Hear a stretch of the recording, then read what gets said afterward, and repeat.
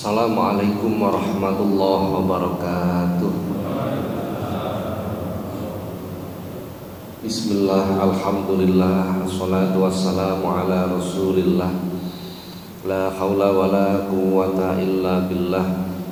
Wa ba'du, ila hadratin nabiyil mustafa Muhammadin sallallahu alaihi wasallam wa alihi wa azwajihi wa auladihi wa dhurriyyatihil kiram, wa ila jami'i baqiyati sahabati wa tabi'in wa syuhada'i wa salihin wal ulama'il amilin wa musannifin wa mu'allifin wa jami'il malaikatil muqarrabin wa sadatina sufiyatil muhaqqiqin nususan ila sultanil awliya As-Syaikh Muhyiddin Abdul Qadir Al-Jilani wa sairil awliya illah wal awliya ittisa wa ummatina wa abaina wa ajdatina wa jaddatina wa masyayikhina wa asaditina wa muallimina wa dawil huquqil wajibati alaina wa alal hadirina fi majlisina hadha, khususan ila man fataha hadil qaryah wa khususan ila mu'allif hadal kitab Asy-Syaikh Al-Imam Jalaluddin bin Kamaluddin As-Suyuti radhiyallahu anhum. Sayulillahi lahumul Fatihah. A'udzu billahi minasy syaithanir rajim. Bismillahirrahmanirrahim. Alhamdulillahi rabbil alamin.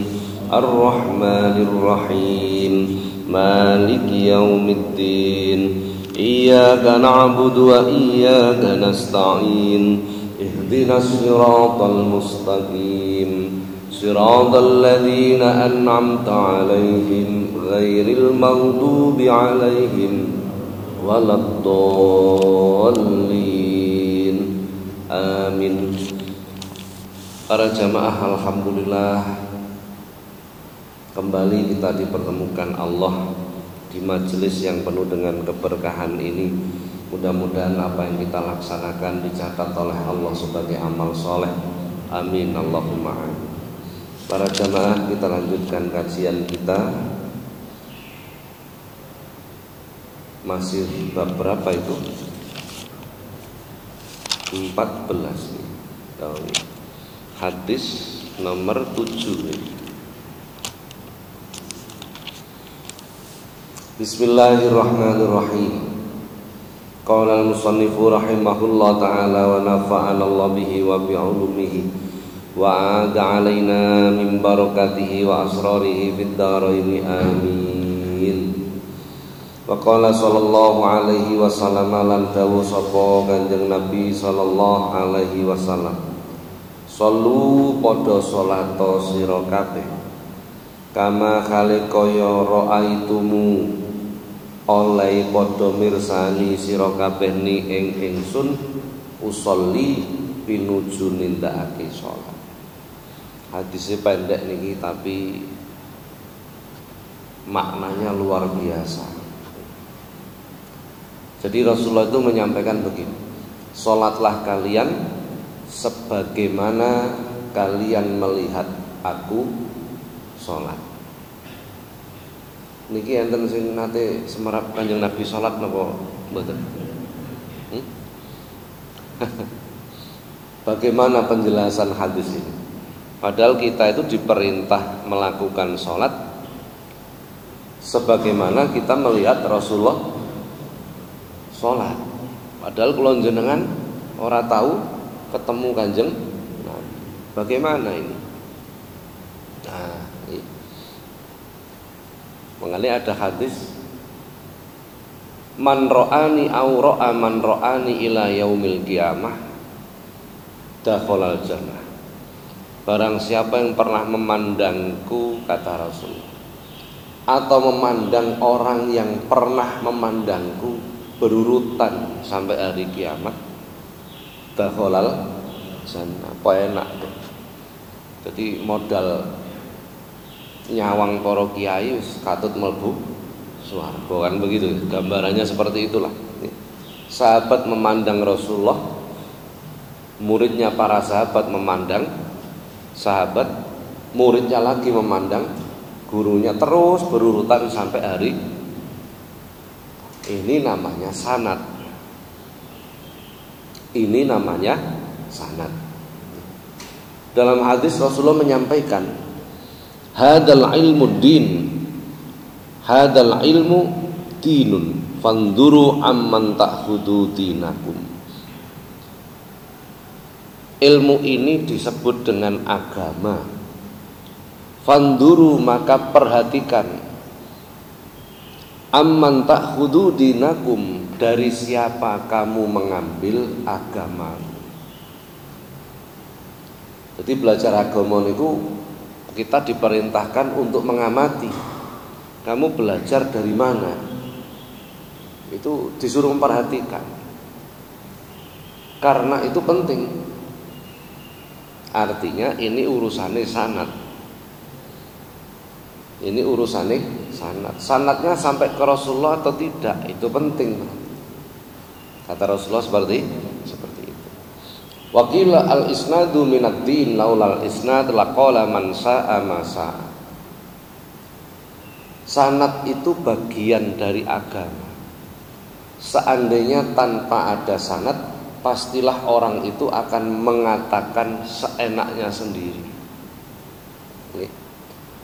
Jadi urusan agama itu enggak boleh kita mengatakan kalau pendapat saya, enggak boleh. Enggak boleh, bahaya sekali. Kalau setiap orang berpendapat begitu, ajaran ini menjadi rusak, betul enggak? Pak, sholat subuh itu memberatkan, enaknya diganti jam 8 saja. Pendapat saya seperti, boleh nggak beragama begitu? Kan nggak boleh, nggak boleh. Maka harus memperhatikan sanad. Kiai saya mengatakan sholat subuh itu ya jam 4. Kalau matahari terbit sudah habis waktunya. Lah gurunya tadi menerima keterangan itu dari gurunya.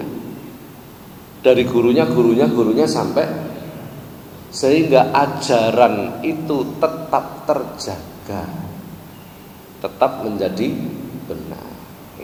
Jadi urusan agama tidak boleh kita mengatakan menurut pendapat saya. Waduh, ajul, remek agama. Akhirnya ada agama versi, banyak versi nanti. Nah, itu yang bikin kacau itu seperti itu. Seperti halnya sholat. Jadi Rasulullah itu hanya mengatakan, sholatlah kalian sebagaimana kalian melihat aku sholat. Lah ini sangat sulit ini. Saya berikan sebuah gambaran. Panjenengan kula jak teng kebun binatang. Saonoke wong sing nang masjid kula jak teng kebun binatang, kula jak ndelok gajah.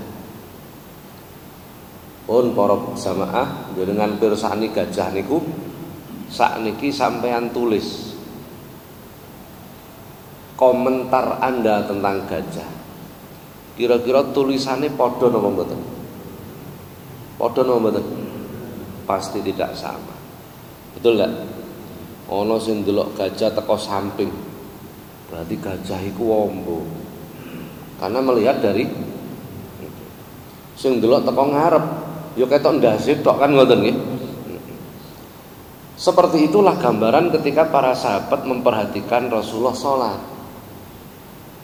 Sehingga perlu mengumpulkan. Sahabat A memandang Rasulullah ketika sholat duhur, sahabat B ketika sholat asar, maka dikumpulkan pendapat itu.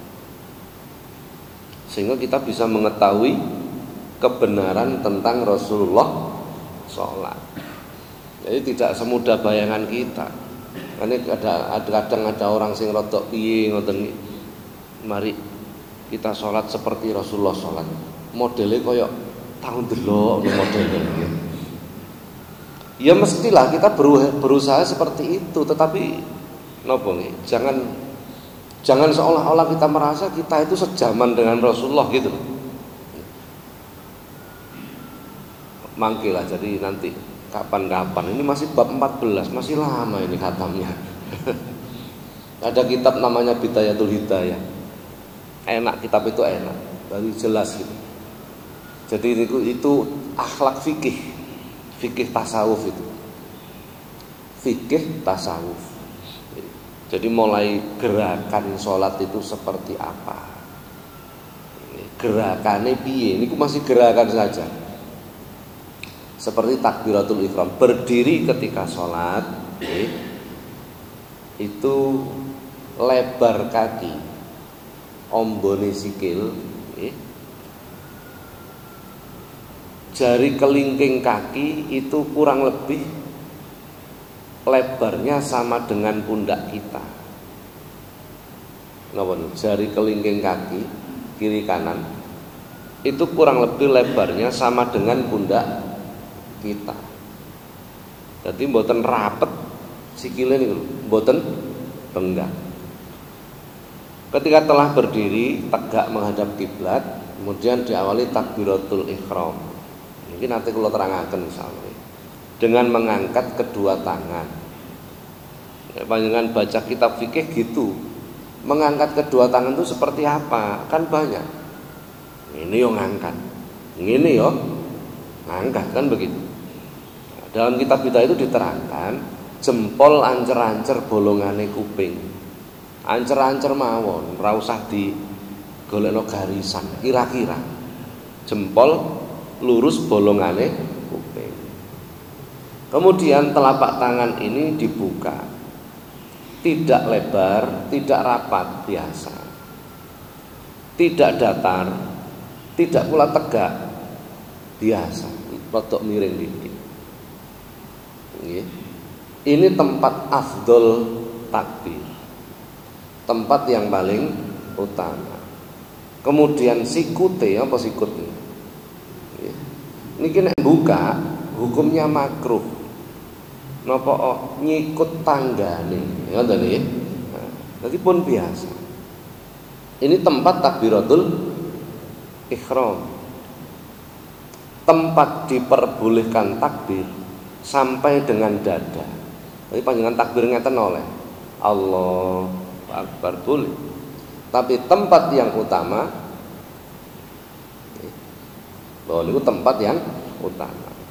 Ngeten niki yo akeh sing ora paham. Akhire takbir versine macem-macem. Ini takbir di sini boleh, tapi yang utama di sini. Tidak datar, tidak pula tegak. Mboten rapet drijine, mboten benggang, biasa. Ketika sudah berada di posisi, barulah mengucapkan Allahu Akbar. Ketika sudah di posisi, bukan begini, Allah, enggak begitu. Nek wis manggon baru Allahu Akbar. Kemudian sunnah sendakep, apa sendakep? Dengan menggenggam pergelangan tangan, melepaskan jari telunjuk. Digenggam, telunjuknya tidak ikut menggenggam. Nah, telunjuk tidak ikut menggenggam. Niki ya, sing digawe sababah, sing digawe asyhadu alla ilaha illallah tidak ikut menggenggam. Ditaruh antara pusar sampai dada, itu tempat menaruhnya. Jadi, antara pusar sampai dada. Kalau menaruhnya di atas dada pasti tidak bisa menggenggam. Leres boten? Coba dipraktekkan. Loh, lepaskan genggamannya. Betul enggak? Kalau ditaruh di bawah pusar, iku mengko dadine penalti. Ora sida balang, ora sida salat kan ngoten nggih. Jadi tempatnya antara pusar sampai dengan dada. Ini sunnah, gak sendakep ya ora apa-apa. Mboten sendakep nggih mboten napa-napa. Padahal niki fikih sederhana yang kita lakukan sehari. Pun berdiri sendakep, bacaan pun lah nggih. Rukuk niku sing dicekel dengkul sing dicekel nggih. Punggung rata.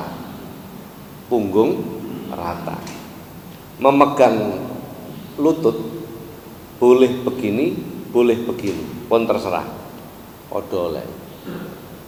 Sama boleh. Kemudian iktidal, sami Allahu liman hamidah. Tegak lagi. tempat takbir yang utama tetap sejajar telinga, paling utama tetap. Sami Allahu liman hamidah, tetapi boleh hanya sampai dada. Sami Allahu liman hamidah boleh. Boleh. Kemudian sujud. Setiap gerakan, berubahnya gerakan itu diutamakan, mendahulukan yang sebelah kanan. Jadi sujud niku lutut dulu yang kanan, lutut kiri, tangan kanan, tangan kiri. Nek gak kulino angel kan ngoten nggih. Nah, kadang wong sujud niku tangane dhisik. Dadi ya ongkong-ongkong ngono. Tidak membatalkan sholat, tidak sampai batal. Jadi boleh. Lah yang saya katakan ini adalah cara yang paling afdol, yang paling utama. Jadi wong sujud niku dengkul kanan dulu, terus dengkul kiri, tangan kanan, tangan kiri, baru batuk. Ngoten nggih. Demikian pula bangun dari sujud, tangan kanan dulu baru tangan kiri. Nalikane sujud mancat sikil. Ini rukun ini. Kalau ini enggak dilakukan jatuhnya tidak sah salatnya. Pun. Kemudian ketika berdiri dari sujud kok enten sing lungguh dhisik, Pak. Napa niku ada dalilnya wonten. Itu namanya duduk istirahah. Duduk sebentar sebelum berdiri. Sama ketika bangun dari sujud, berdiri dari sujud, tangan kanan dulu terus tangan kiri, lutut kanan dulu terus lutut kiri. Ngoten. Bangun dari sujud mesti ngoten. Mengutamakan yang kanan dulu, tangan kanan diangkat, tangan kiri diangkat, lutut kanan diangkat, lutut kiri diangkat. Lah iwu, Pak. Nek mboten kulino nggih. Iwu. Tapi ini sunnah, gak ngono ya gak apa-apa. Kangelan ngateke, akhirnya tangane nyekel napa jenenge? Memegang tanah digawe nyurung bokonge. Jadi bokonge dhisik sing munggah. Apakah boleh? Boleh, tidak membatalkan sholat. Ning mesakno mburine. Paham ya? Mesakno. Pon. Ketika duduk tahiyat awal atau akhir, begitu lungguh tangan kanan langsung membentuk angka 5, ngeten. 5 Arab. 5 Arab kan begini, bukan 5 Indonesia. Langsung begini. Langsung seperti ini.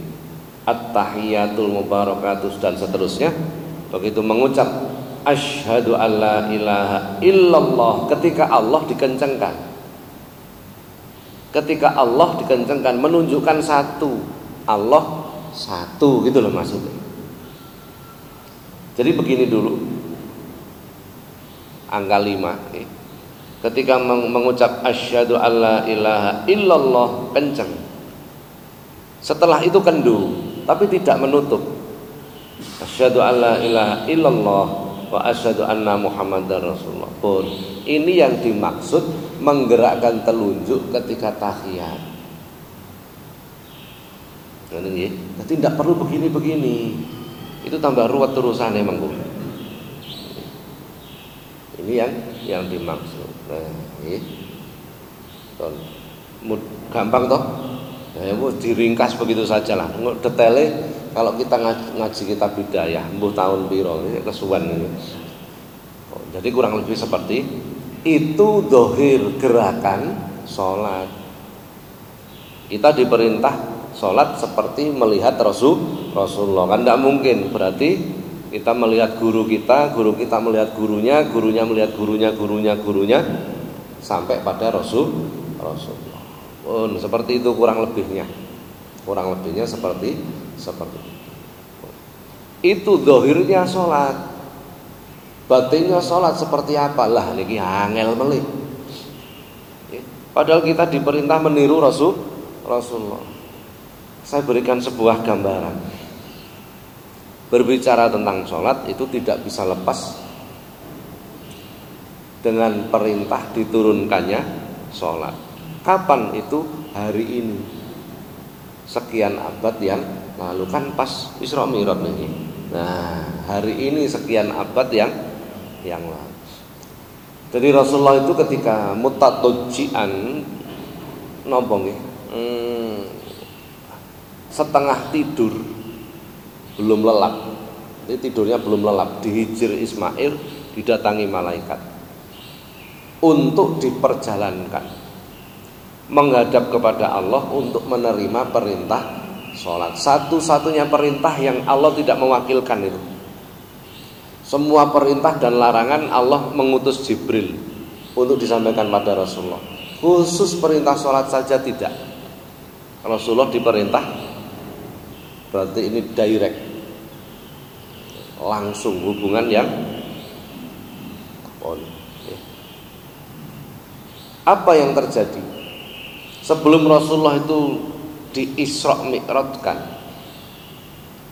sebelum Rasulullah itu menghadap kepada Allah, yang dilakukan pertama kali oleh malaikat membelah dada Rasulullah, membersihkan isi hati Rasul. Berarti wong sholat itu tidak mungkin sampai kepada Allah nek atine reget, atine kotor. Jadi bersuci itu tidak hanya dohir, tetapi batin kita perlu ini yang berat. Sudahlah, diringkes. Setelah dibersihkan hatinya, kemudian diisrokan. Perjalanan mendatar minal masjidil haram ilal masjidil aqsa. Di perjalanan ini sampailah di satu tempat namanya Thaibah. Sekarang namanya menjadi Madinah.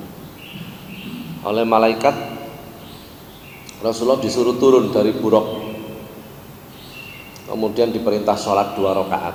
Tidak pakai tanya, langsung sholat. Berarti dalam urusan beragama itu, apa yang menjadi perintah Allah tidak usah ditanyakan, langsung kerjakan. Apa yang menjadi perintah Allah dan larangan Allah tidak perlu ditanyakan, tapi langsung kerjakan. Engko nek ditakokno wae dong-dongane gak nglakoni. Nah, mesti begitu kan? Nah, kenapa sih Pak kita harus sholat? Oh, ora usah ditakokne, penting sholat dulu. Nanti kita akan tahu dengan sendirinya. Kenapa kok diperintah sholat di tempat itu, di Thaibah itu? Dikarenakan di kemudian hari tempat itu menjadi prototipe, menjadi contoh. Jadi Rasulullah itu mengatur dunia,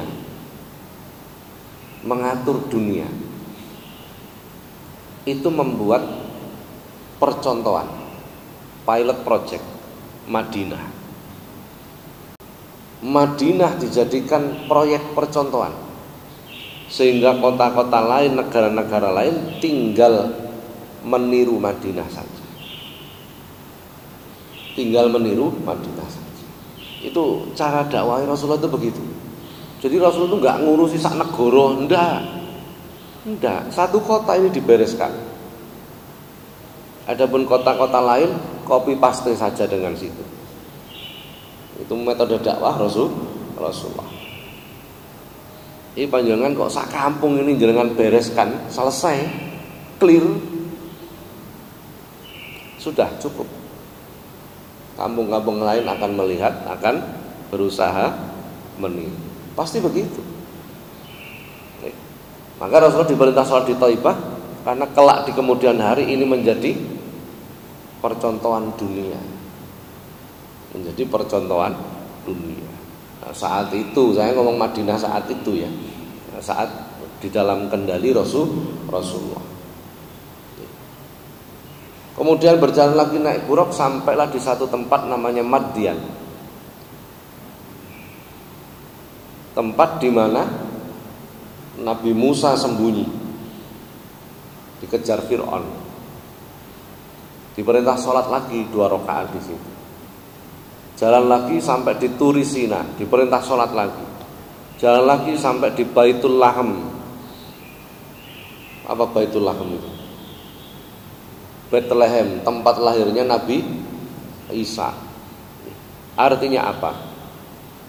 Tempat-tempat yang di situ mempunyai nilai sejarah, tempat-tempatnya orang soleh, Rasulullah diperintah sholat. Artinya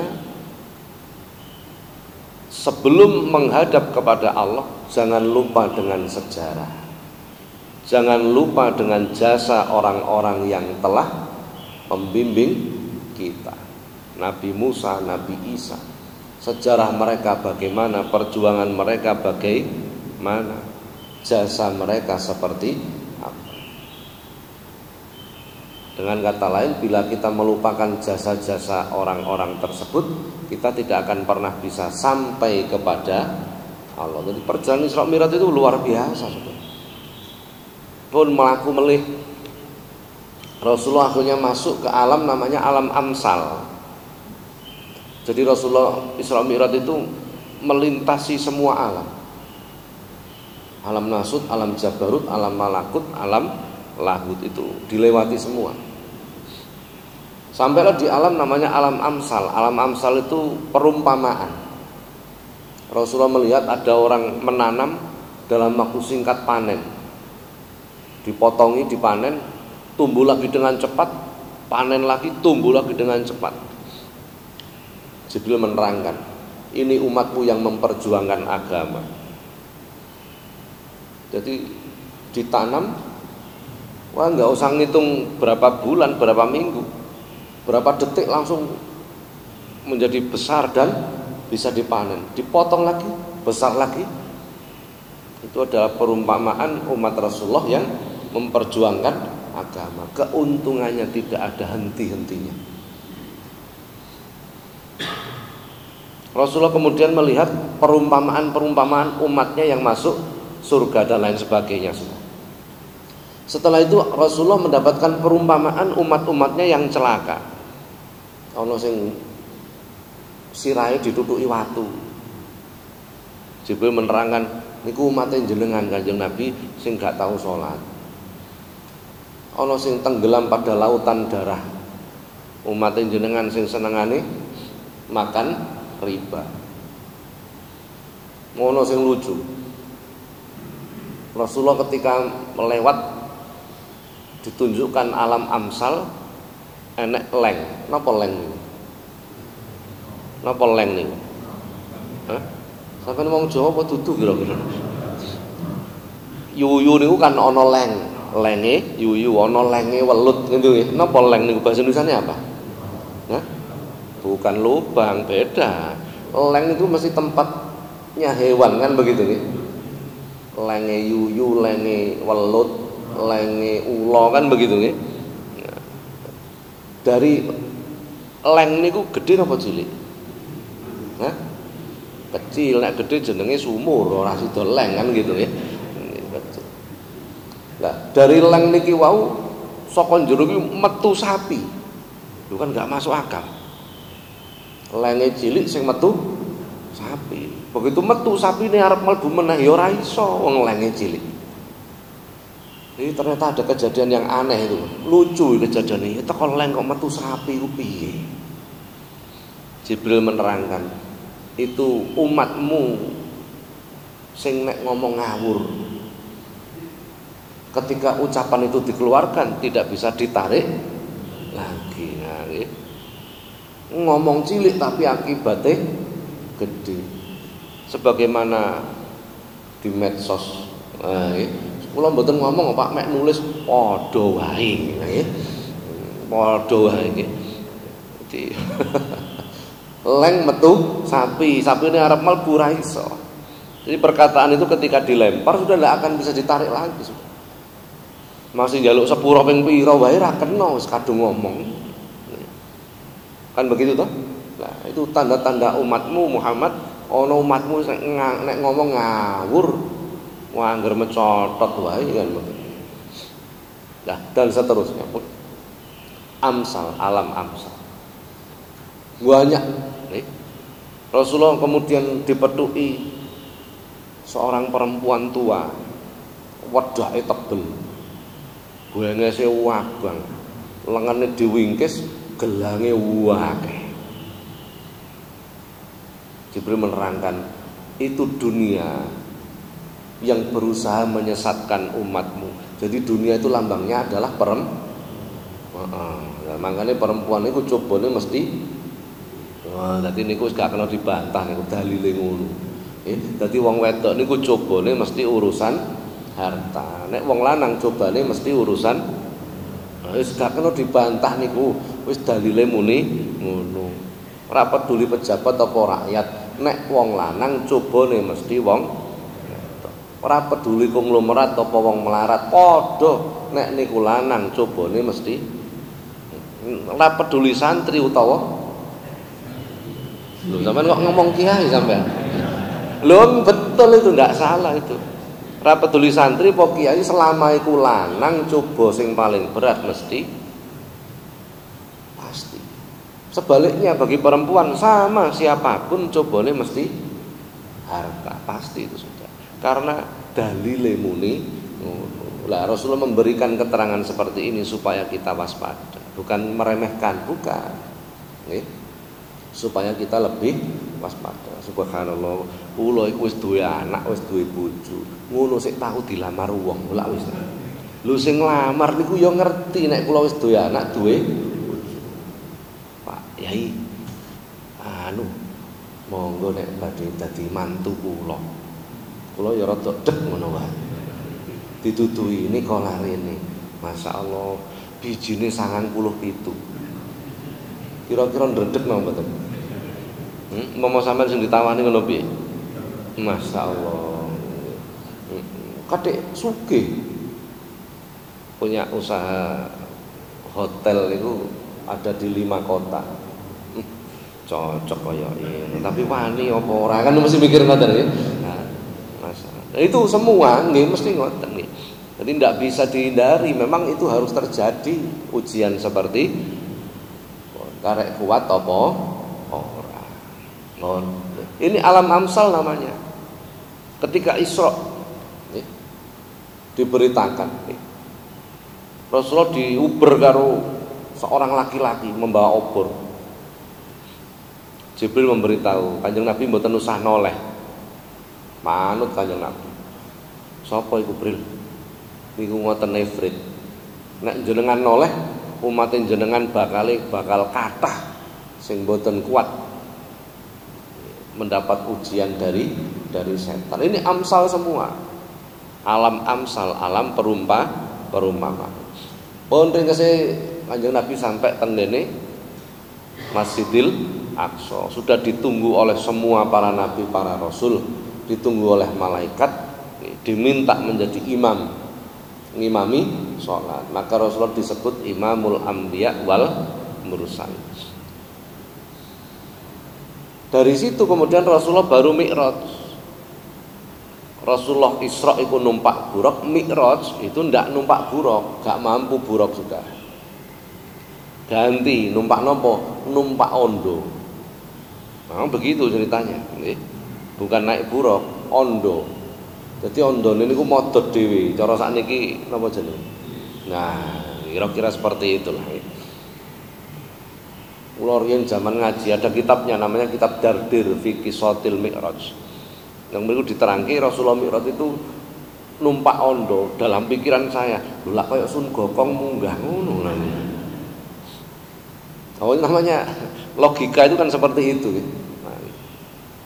Lah ketika melintas itulah naik langit pertama, kedua, ketiga sampai ke-7 naik lagi. Itu Rasulullah melintasi dan bertemu dengan 3 macam ruh. Ini kan banyak cerita itu ya. Rasulullah mendapat perintah sholat 50 waktu, turun sampai langit ke-6 ditakoni karo Nabi Musa. Loh, Nabi Musa kan sudah meninggal. Kan begitu kan? Itu namanya al-arwahul mutafarriqah. Ruh yang orangnya sudah mati. Orangnya sudah mati. Rasulullah ketika diajak para malaikat untuk survei survei tentang surga, gambarannya begini. Wong-wong sing taat iki jadi kayak surga iki piye to? Rasulullah itu ditunjukkan surga itu seperti apa. Tengah-tengah survei surga, Rasulullah itu bertemu sahabat Bilal, bertemu dengan Ummu Sulaim. Orangnya masih hidup itu di bumi. Ini namanya al-arwahu mutasallitah. Ruh yang orangnya masih hidup. Rasulullah juga bertemu dengan al-arwahul mutajarridah. Ruh yang orangnya belum lahir. Coba bayangkan. Itu perjalanan yang super spektakuler lah. Jadi ketika Rasulullah itu selesai riwa-riwi dari langit ke-6 ke Allah, ngenyang sholat tadi 50 waktu sampai 5 waktu kan bolak-balik itu. Selesai Rasulullah sudah malu, gak arep ngenyang melih niku sungkan, tinggal 5 waktu. Rasulullah mau turun, di Nabi Musa bertanya, Muhammad, apa bener kowe tahu ngomong ulama ummati khairun min anbiya Bani Israil? Itu hadis itu. Ulamanya umatku itu lebih utama dibandingkan nabi-nabinya Bani Israil. Nabi Bani Israil itu wakeh, termasuk Nabi Musa, Nabi Harun, wes banyak lah. Itu nabi-nabinya Bani Israil. Sebagai pimpinan atau tokoh nabinya Bani Israil, Nabi Musa kaget. Ulama Kanjeng Nabi kok lebih utama daripada nabi-nabinya Bani Israil. Piye hebatnya. Padahal Rasulullah itu belum menyampaikan hadis ini, tapi Nabi Musa sudah tahu. Nabi Musa sudah tahu. Akhirnya dipertanyakan, apa benar kowe tahu ngomong ulama ummati khairun minal anbiya Bani Israil? Nabi Muhammad Rasulullah mengatakan, nggih leres. Kok iso muni ngono, apa buktine? Maka Rasulullah pun memanggil salah satu ulamanya, ulama dari umatnya. Otomatis berupa ruh, orangnya belum lahir. Diceluk, datang ruh ini menghadap pada Nabi Musa. Wah, langsung ditanggap, diinterogasi kalau Nabi Musa. Ditakoni ruh ini tadi, sapa jenengmu? Maka ruh ini kemudian menjawab, ana Ahmad bin Muhammad bin Muhammad bin Ahmad Al-Ghazali At-Tusi. Ternyata yang datang ini ruhnya Imam Ghazali. Langsung disentak karo Nabi Musa. Aku gak takon jenenge bapakmu, gak takon jenenge mbahmu, gak takon jenenge buyutmu, yo gak takon penggaweanmu. Jawab kok rewet ngono, jarene luwih utama timbang. Imam Ghazali kemudian mengatakan, Nabi Musa, jenengan riyen nate ditangleti Gusti Allah. Quran iki. Wa matilka biyaminika ya Musa. He Musa, apa sing nang tanganmu? Ajeng jenengan jawab dos pundi? Yo aku jawab, Gusti, iya asoya niki teken kula damel membantu nek kula berjalan. Kula damel ngresiki kotoran, kula damel angon wedhus. Jawabane Nabi Musa duwa. Imam Ghazali menjawab, jenengan jawabane luwih ruwet timbang jawaban kula. Nabi Musa kemudian mengatakan, loh sebab aku iki seneng nek ditakoni Gusti Allah, maka saya berusaha memperpanjang jawaban agar selalu komunikasi dengan Allah. Imam Ghazali jawab, padha Nabi Musa, kula nggih ngoten. Kula niki sampean takoni nggih seneng, mangkane tak dawa. Baru Nabi Musa menyadari, ya. Wis bener Muhammad apa sing kok sampekno wis bener. Pengakuan Nabi Musa terhadap Imam Ghazali. Akhirnya Imam Ghazali diutus balik kalih Kanjeng Nabi, tapi dihukum oleh Rasulullah. Ghazali, kowe bener. tapi kowe ra duwe tata krama karo Nabi Musa. Maka punggung Imam Ghazali dipukul oleh tongkat Rasulullah. Sekian ratus tahun kemudian Imam Ghazali lahir, gegere ana bekas pukulan tongkate Rasulullah. Namanya al-arwah al-mutajarridah. Berarti ruh yang orangnya belum. Jadi setelah pokok Isra Mi'raj itu pun perjalanan sing sembuh lah pokoknya. Di luar kemampuan kita berpikir. Dalam semua kejadian di Isra Mi'raj itu menunjukkan bahwa seseorang ketika Isra mendatang mengarungi dunia itu akan menghadapi tantangan macam-macam. Harus kuat untuk bisa sampai kepada Allah. Kan begitu, ringkesnya begitulah. Ketika kuat menghadapi tantangan yang ada di bumi, maka dia harus mi'raj, naik,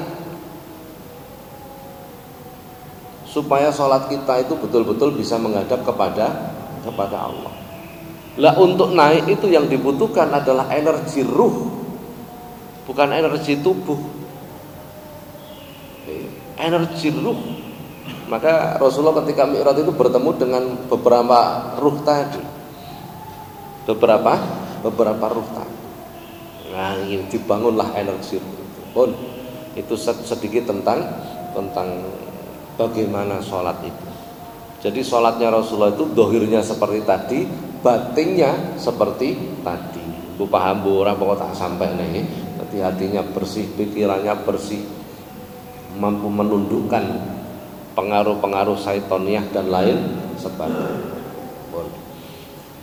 Saya tambah keterangan tentang bulan Sya'ban karena sebentar lagi masuk bulan Sya'ban. Saya tidak membahas nisfu Sya'ban. Insya Allah pertemuan depan mungkin nek boten lali. Salat itu turunnya perintah bulan Rajab. Adapun bulan Sya'ban itu turunnya perintah sholawat jejer. Salat karo sholawat itu makna bahasanya sama. Makna bahasa artinya doa. Di bulan Sya'ban karena itu turunnya perintah sholawat, yang Allah memerintahkan kita sholat, Allah sendiri tidak sholat. Allah memerintahkan kita puasa, Allah sendiri tidak puasa. Tapi ketika Allah memerintahkan baca sholawat, Allah sendiri membaca sholawat. Innallaha wa malaikatahu yusholluna 'alan nabi. Jelas?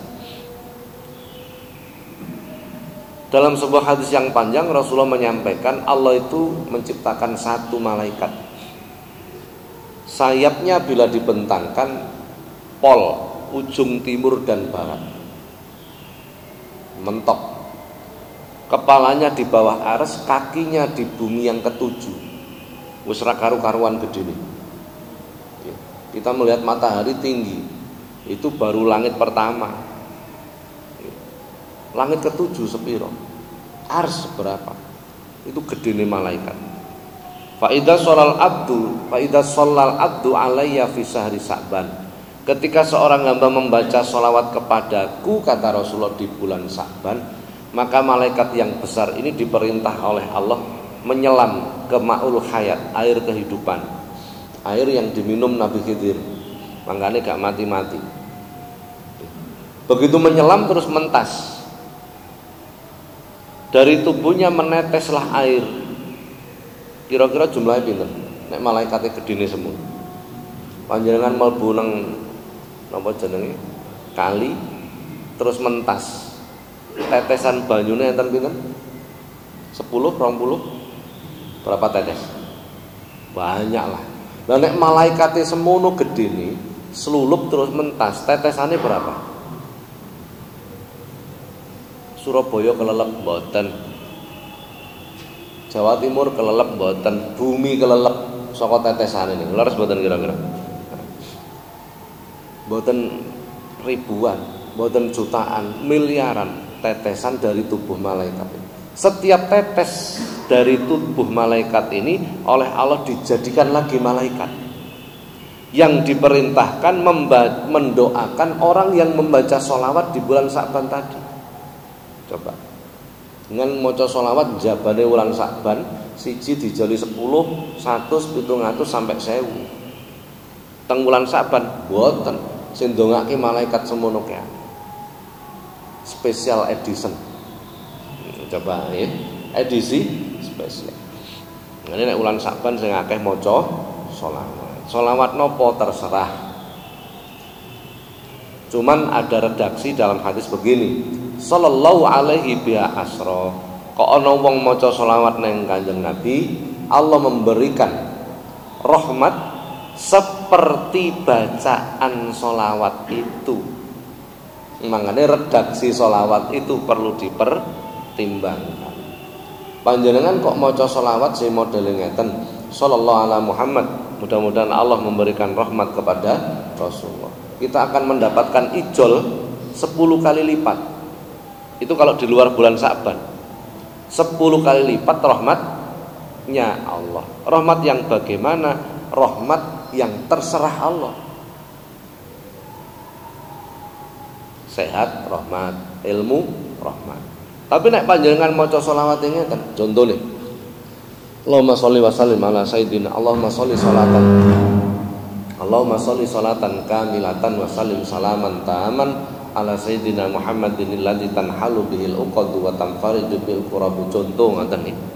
Ya Allah, berikanlah rahmat yang sempurna dan keselamatan yang sempurna ala sayyidina yang tasih bendoro kita Muhammadin alladzi, Kanjeng Nabi Muhammad, alladzi tanhalu bil uqadu, kang dadi udar bi sebab Nabi apa al uqadu pira-pira keruwetan. Artinya selawat ngoten. Yang menjadi terurai sebab sholawat segala macam kerumitan. Lafaz sholawatnya begitu. Maka kita akan mendapat 10 kali, 100 kali, 1000 kali terlepas dari keruwetan itu. Berarti redaksi sholawat penting napa mboten? Penting. Nggih.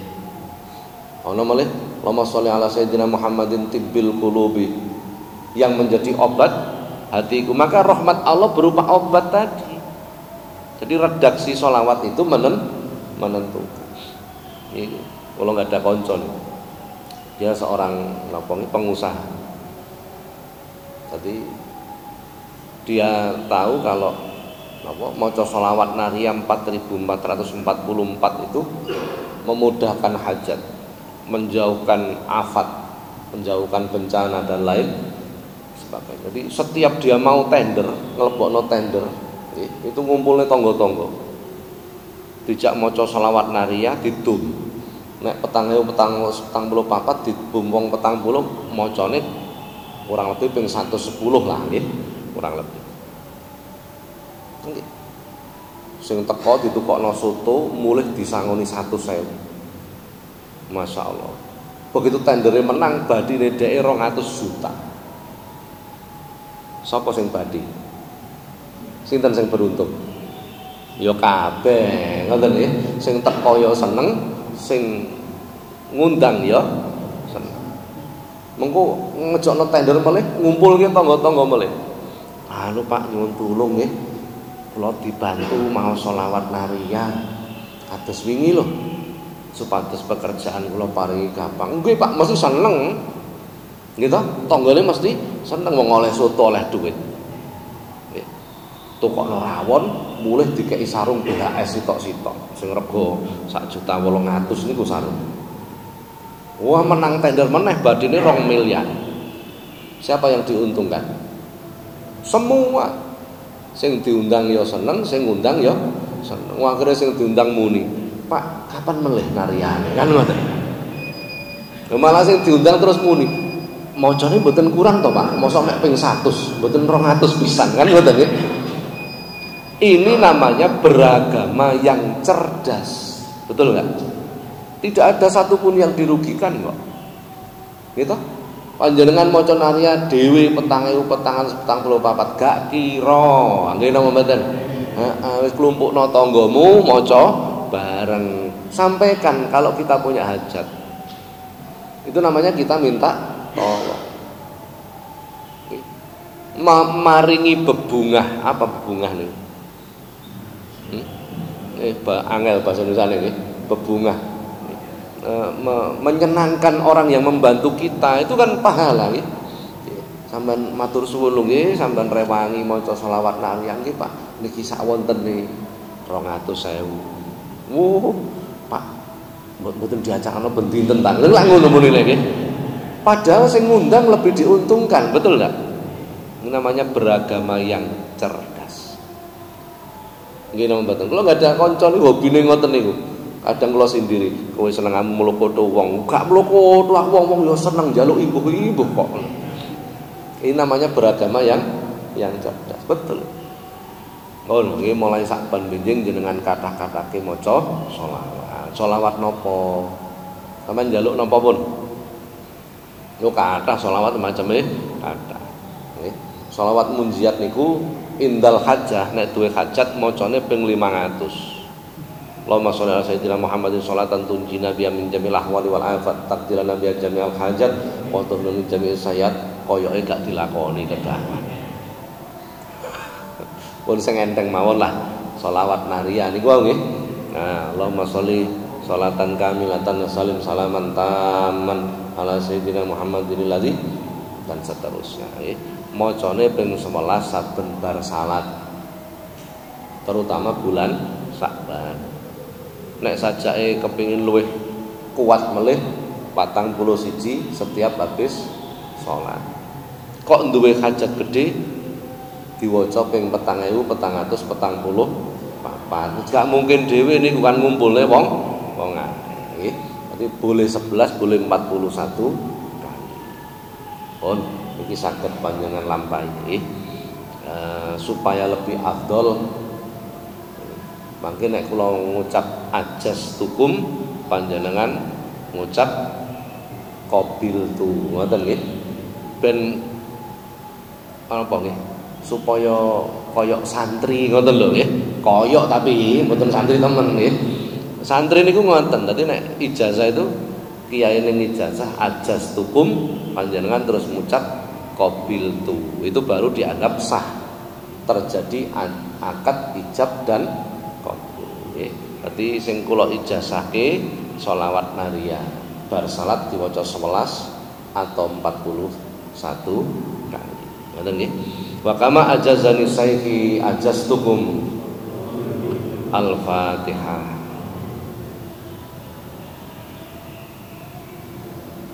Assalamualaikum warahmatullahi wabarakatuh.